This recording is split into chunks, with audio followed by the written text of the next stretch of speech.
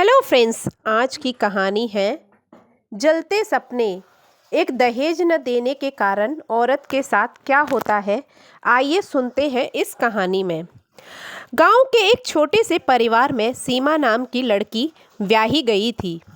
सीमा पढ़ी लिखी, समझदार और बड़े सपने देखने वाली लड़की थी।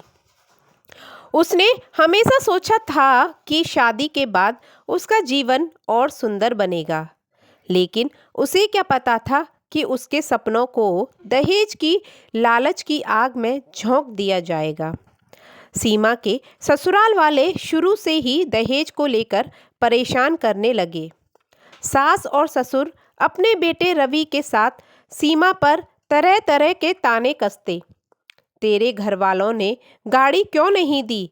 शादी तो बड़े घर की लड़की से करनी चाहिए थी। सास अक्सर कहती। सीमा ने कई बार समझाने की कोशिश की कि खुशहाल जीवन पैसे से नहीं, आपसी प्रेम और सम्मान से बनता है, लेकिन लालच के उनके दिलों में इंसानियत की जगह ही नहीं छोड़ी थी। एक दिन सीमा की जिंदगी पूरी तरह बदल गई। सास और ससुर ने रवि को उकसाकर सीमा को जलाने की साजिश रची।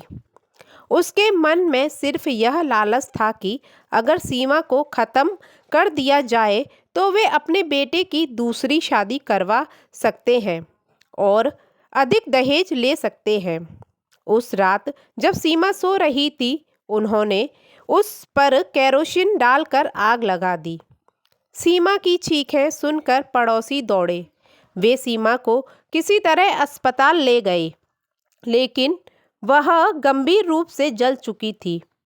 उसने आखिरी सांस लेते हुए पुलिस को अपने सास ससुर और पति के खिलाफ बयान दिया।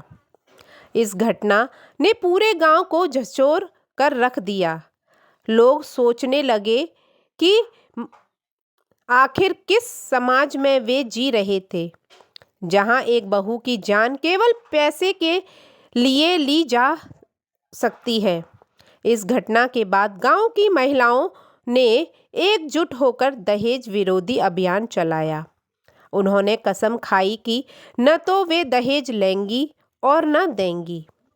इससे हमें यह सीख मिलती है कि दहेज सिर्फ एक सामाजिक बुराई नहीं, बल्कि यह कई जिंदगियों को नष्ट कर देता है। हमें इसे जड़ से ख़त्म करना होगा। हर बेटी की ज़िंदगी अनमोल है और उसे सिर्फ सपने और आत्मसम्मान के साथ जीने का हक है।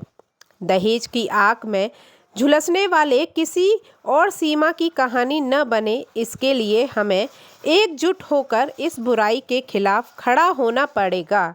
तो फ्रेंड्स, कौन सा ऐसा आदमी है जो दहेज नहीं लेता है? तो प्लीज़ मुझे कमेंट करें। ये कहानी आपको कैसी लगी और मेरे चैनल को सब्सक्राइब करें ताकि आपके लिए अच्छी अच्छी कहानियाँ लेकर आती रहूँ। Thank you so much.